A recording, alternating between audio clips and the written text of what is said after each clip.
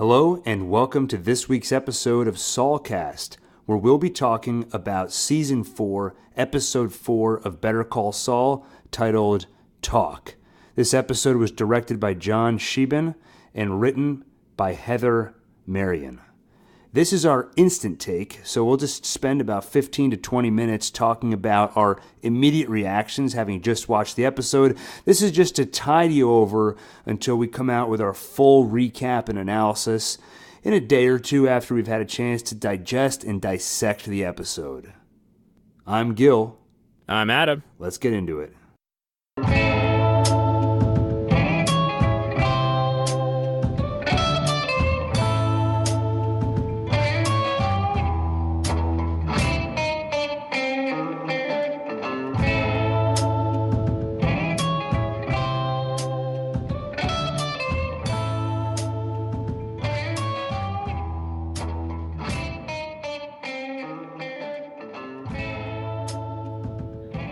So I finished this week's episode with a big grin on my face for two reasons.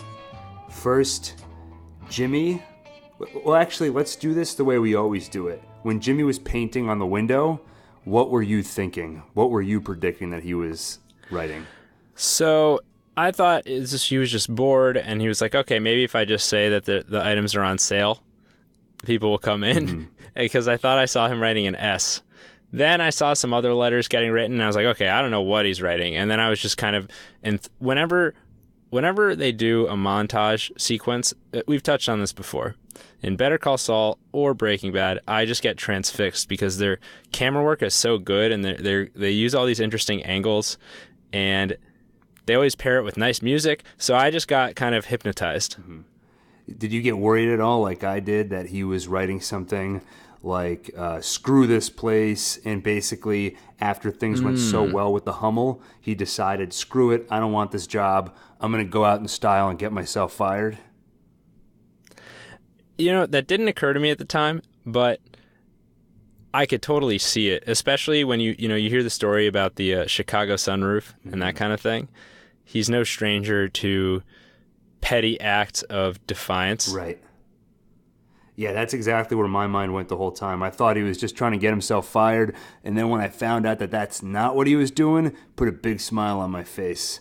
And then if I wasn't grinning enough already, you cut to the next scene between Mike and Gus, and Gus walks into the scene, and he's going to try and intimidate Mike, and I was like, oh, hell no. Yeah, exactly. Good luck with that. Yeah, that was awesome. I mean, Mike won that conversation. Mm-hmm. But we'll get to that soon. We'll sticking with Jimmy for a second. Is he becoming Saul now? No. I mean, I think he's. We got Ira. Ira's gonna be his entryway into the idea of, there's a science to crime. There's an art and a science to crime. You saw how Jimmy was like, oh yeah, different phones, makes sense. Right? Yeah, that's true. Then he realizes, okay, yeah, we sell phones, we can advertise privacy. I think what he's realizing is, Slippin' Jimmy, that's small. I don't think he's realizing this consciously, but Slippin' Jimmy, that's small time stuff, right? Mm-hmm. He's realizing this is a field of study. This is a thing he can master, and especially now that he has all this legal expertise, I think he's starting to put the pieces together. Got it. So we were actually onto something last week when we were saying that Ira might be his gateway into kind of the larger criminal underworld. Yeah, so for all our slip-ups, we got something right. Yeah, and before we leave Jimmy in that particular scene, I want to walk you through my psychological journey through this episode. I like these because it always somehow ends up with you thinking Jesse is involved. Wait a minute, don't spoil it. No, I didn't. I actually didn't think of Jesse once this episode. Well, except for one part, which I'll get to. Well, so it started out with me thinking, I wish I was like Jimmy. The way he just realizes he needs to do something and he has no shame, he just does it. Like, if you had to call up the cell phone company and tell them you want the job after you'd already told them you don't want it, how difficult a phone call would it be? Oh, I'd probably write down word for word what I plan to say. But he just does it. If I even did it. Right, exactly. He doesn't even think twice, though. He just does it. And that's when I thought, I wish I was like Jimmy, he has an impulse, and he just goes for it. Then you fast forward to the end of the episode, and when he's writing on the window, and it turns out that he actually has this clever sales tactic, I thought that's an example of him having this idea and just going for it. But that reminded me of, I think, last season or the season before when he made that commercial for the law firm. And it was successful, but it ended up getting him in trouble. And I realized this is very much like that. And then it occurred to me, maybe I don't want to be like Jimmy because he does have that impulse, but once he gets on that train, he can't stop it, and he goes too far. And I think that this, maybe it'll work. It'll get foot traffic, but it's going to get him in trouble with the boss. Right. And what we're seeing is that, I think that's a reasonable psychological progression, contrary to the ones you usually have. And then I think he was going to call up Jesse to come in and try and get customers. He brought in Skinny Pete. Or Badger to be outside spinning a sign around. Yeah. You know what? There's a chance we'll meet them. Yeah, that's true. There's a slight chance. I loved when Jimmy kept going out and standing in front of the store looking around periodically, like to see if any customers were coming or just what was going on. Right. Yeah, how much does it remind you watching him in the cell phone place of Omaha, him at the Cinnabon? Yeah. Even the music was kind of similar. Mm-hmm.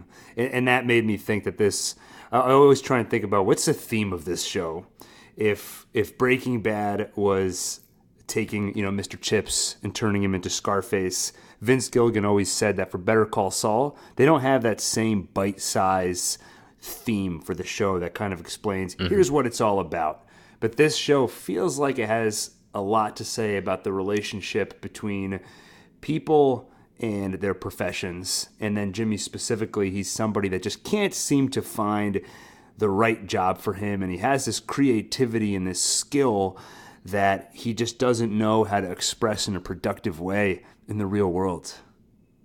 Right. And I think he's easily bored, and he feels a need to figure out crafty ways to make things more interesting and to solve problems. He gets satisfaction from figuring out the illegitimate way to solve a problem effectively. Right.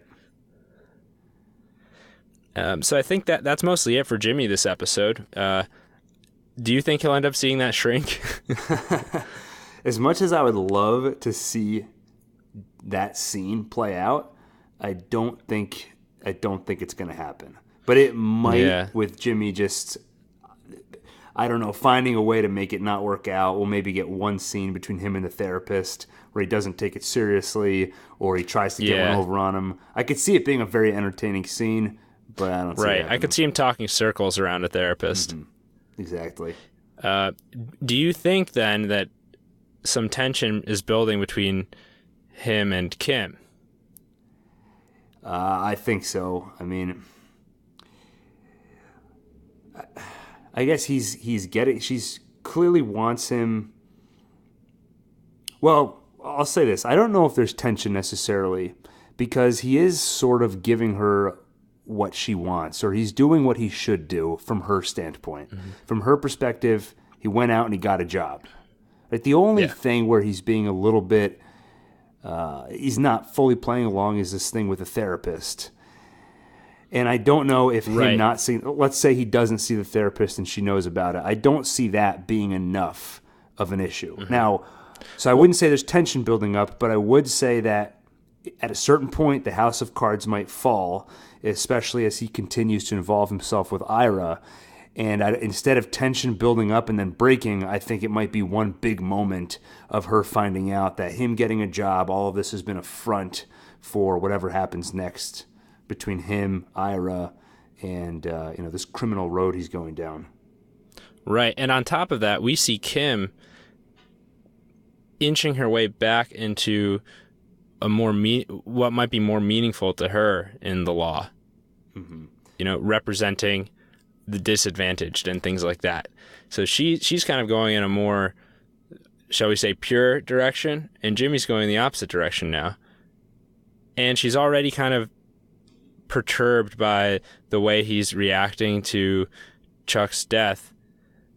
And I think if he doesn't go to get help or really address these things and they keep drifting apart, I think we're going to start seeing the beginning of the end for them. That's my prediction.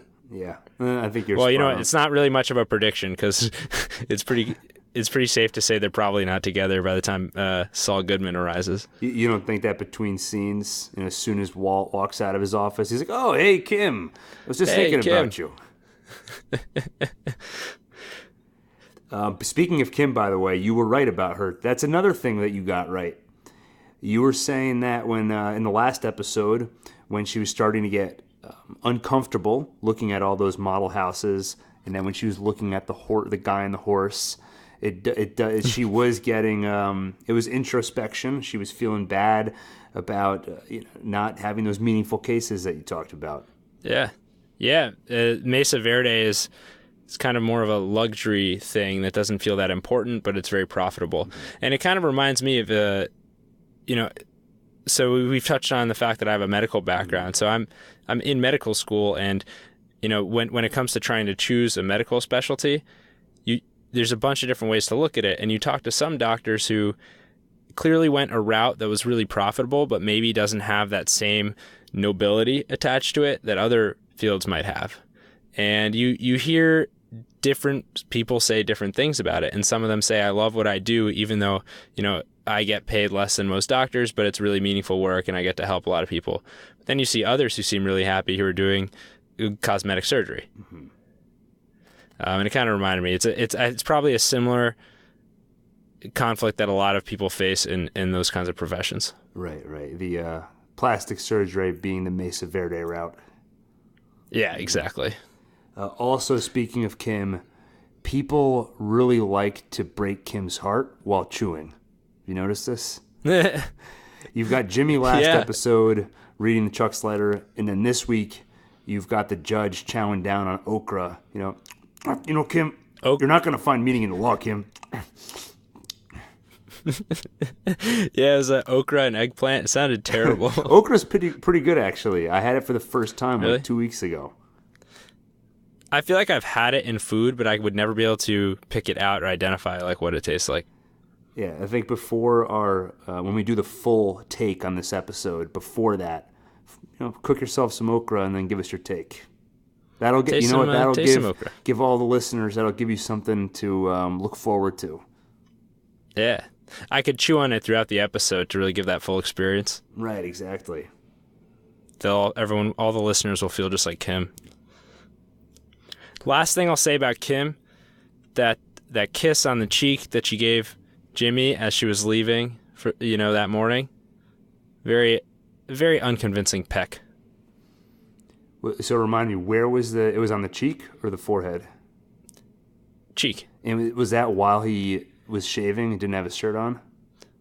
I think this was around that time, after he was like, okay, I'll call the therapist. Okay. She was in a rush, she had to go, but to me it just seemed not the most affectionate. Yeah. Take it for what you will. Okay. I'll have to chew on that one because I also have to question logistically how easy is it to have a good kiss with somebody when they're mid-shave. You don't want to smear the shaving cream around. That's a good point. All right. So I think that's what Kim's up to. She's finding a more meaningful path. Mm-hmm. Potentially. Now we got Nacho. Man, things are not looking good for him. No. Oh man, I felt so bad. But that scene, but that battle scene, so well done. Like, it starts to feel like you're just in a war zone. Mm-hmm. That's exactly the word that I thought when I watched it, because I was disappointed at first when the twins go into the building and you don't actually get to see what's going on. I thought to myself, this is another one of those things where they try to make it really cool that you can't see it, but it's a budget thing. But when Nacho gets up and he walks in, it looks like a war zone, and you realize that that's all caused by two people, and that's so cool. Yeah, there's bodies scattered everywhere. The twins are both covered in blood. One of them got shot in the shoulder, it looks like. And yeah, they took out an entire family. Yeah. And yeah, right? Nacho is, when I said I feel bad for him, specifically it's when he's walking and he keeps grabbing his stomach. And I just think about those scars probably, or stitches are probably tearing open. Yeah. Yeah, I mean, his bowels could be spilling out. Who knows? Oh, that's right. He's got that infection to worry about. Yeah. Yeah, I mean, the way he was just limping around with with a gun while clutching his side. And he doesn't even know exactly why he's doing it either. Is it so that the twins don't suspect him of anything so he can continue to have their trust? Or did he legitimately feel like, oh, I got to protect them? It might be in his best interest if the twins get killed, for all we know.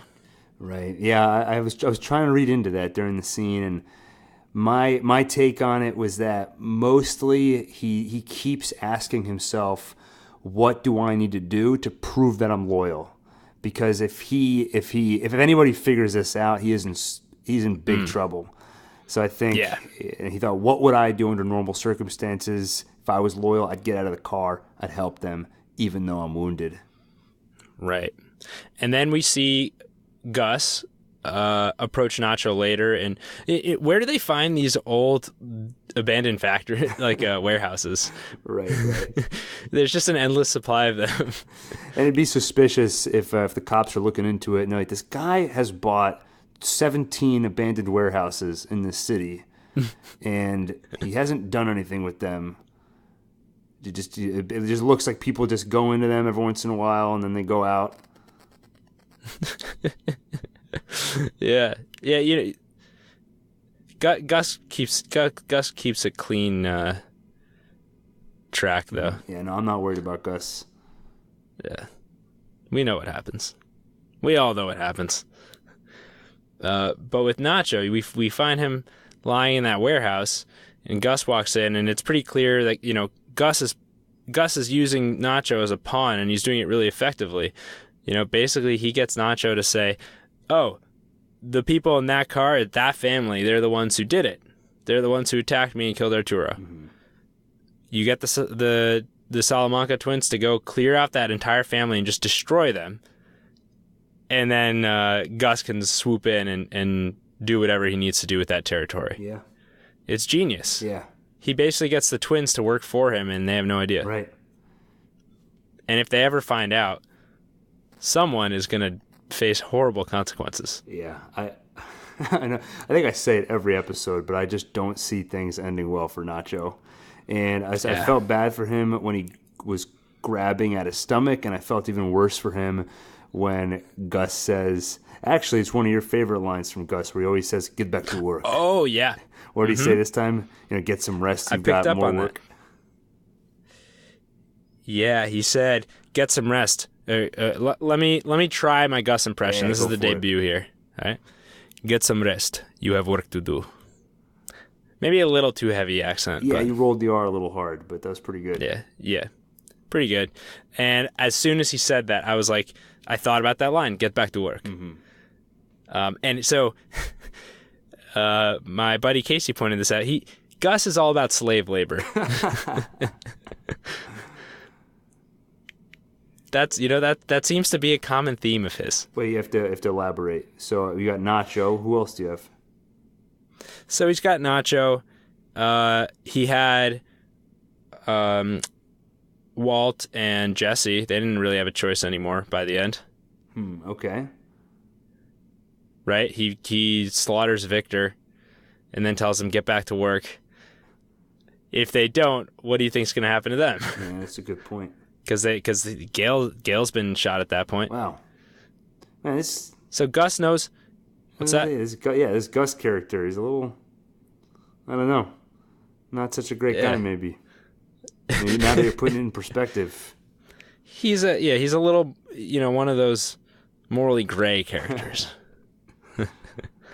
But he's very, very calculating, and he's good at understanding people's motivation. He knows how to get someone under his thumb. Yeah. Whether he has to do it through just charisma or manipulation or through threats, he knows how to manage these things. Right, and the fact that Mike is probably one of the first people he's ever met that he can't just get him under his thumb as easily as he's been able to everyone else in his life, that probably explains why him and Mike become such confidants. Yeah. Right. And so that's what I loved about that scene is we haven't really seen Mike and Gus in an oppositional role before, but Mike ends up kind of having the upper hand, not necessarily because Mike is smarter or superior, but because Gus needs something from Mike, not the other way around. And otherwise, they're pretty equally matched in terms of just their intelligence and just their ability to succeed in the criminal world. Right. And I also, I like how they have so many meetings now where it's just a bunch of, like, as soon as you see a shot of it's dark, there's some Pollos Hermanos trucks and some random henchmen standing there in an intimidating fashion. It's like, all right, we're going to have a meeting. Yeah, exactly. Never has a truck with a chicken painted on it looked so intimidating. Yeah. You know, if you see that truck at night, you're just, oh crap, what am I walking into now? Yeah, exactly. And it's hard to tell because a lot of these locations look pretty similar, but I think that might have been the same spot where that sniper went after the crew in Breaking Bad. Do you remember when they're unloading Pollos Hermanos trucks? Jesse's there with Mike, Gus is there too. Mm-hmm. And they start getting shot at by a sniper. One guy gets shot in the head. Jesse kind of blanks out and just is totally spaced out and just kind of staring off into the distance. Then Mike basically tackles him and saves his life. I do remember that. Then Gus walks out in the middle with his arms up like, come at me, bro. Oh, yeah, I do remember that. Yeah, I think it happened in that same spot. Yeah, let's investigate. It must be just this truck warehouse or a weighing station. I don't think that's what it is. But yes, I've seen those signs on the highway. Those weighing stations are always closed. I've never seen one open. Yeah, so it could be they're always a convenient spot for these types of meetings. Yeah, it's a good theory.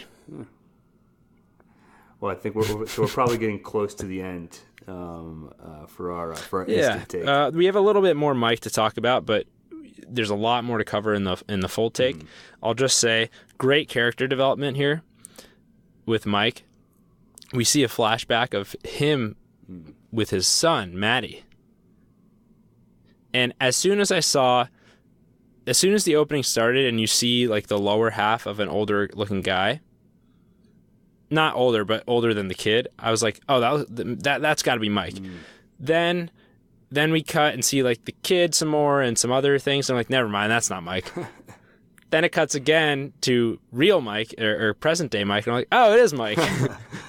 Yeah, I had no idea who. I assumed that this was similar to when we saw that guy fixing that kid's bike, where it was just a random character, and then later we learned that Mike stole his ID. I assumed this was another situation like that until I saw him writing Matty, and then I remembered Mike's son's name, pieced it together.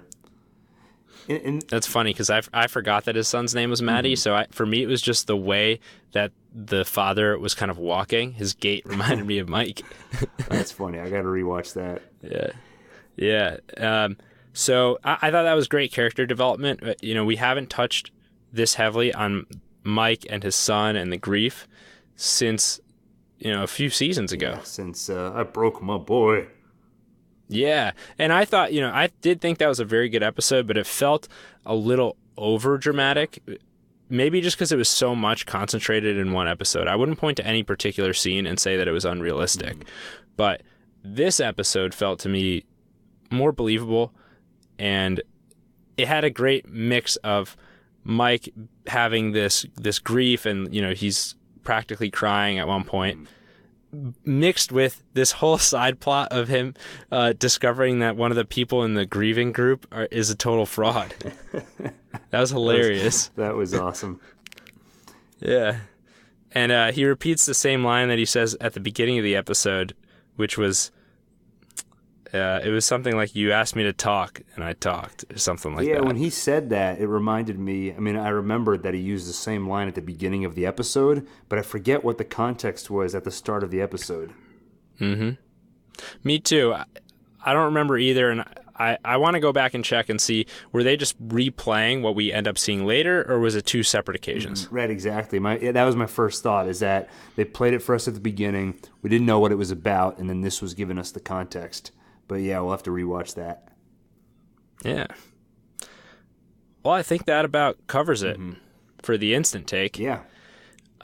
As usual, great episode. Well, I will say before we wrap up, just to I want to build up some suspense for our full take. We've talked before about how we've had a hard time finding criticisms of this show. For this episode, I have 2 criticisms, one of which I would say is pretty legitimate. But I'm going to save that for the full recap, so you have to tune in and hear it. Wow. Listen to that, folks. You have something to look forward to. This is going to be a first for Saulcast. Someone says something negative about this show. Exactly. Something constructive criticism. Yeah, I'm hoping somebody's listening. They'll take notes. And I'll say one more thing, build a little bit more suspense. You and I typically, we're on the outside, right? We're watching Better Call Saul. We're commenting on it. One of us recently crossed the line a little bit. We took one little step into the world of Better Call Saul. And I'll elaborate on that in the full recap. You don't want to miss that. Yeah. Hey, if you liked this episode or have anything at all to say to us, please check out our Twitter account, which is @SaulcastPod. One word. That's where we can interact with you, the listeners, and you can get back to us with any questions or comments, special requests, shout-outs, whatever you want. We want to hear it. You can also reach us via email at saulcastbros@gmail.com.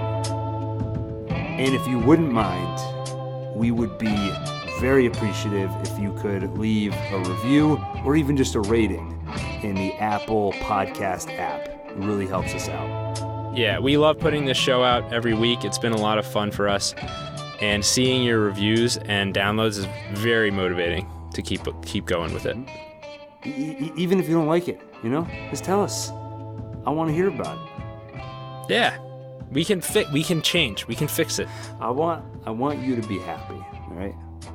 And if that means that I need to, I'll leave the show. I'll leave the show if I need to. If you want to hear just Adam, I'm fine. I'm okay hearing that. Yeah. I'm a man. I can take it. Yeah, I'm fine with that. If you want me to do the whole show with my mic impression, I can do that too. Welcome to Saulcast. I thought Mike Ehrmantraut was great in this episode. He's very funny with the stuff he does in the as a security consultant. How does he know all that stuff? How does he know how the tape is supposed to be on the crates? Did he used to work in a warehouse? Or does he just learn from the internet? Or is he just knows stuff? That was good.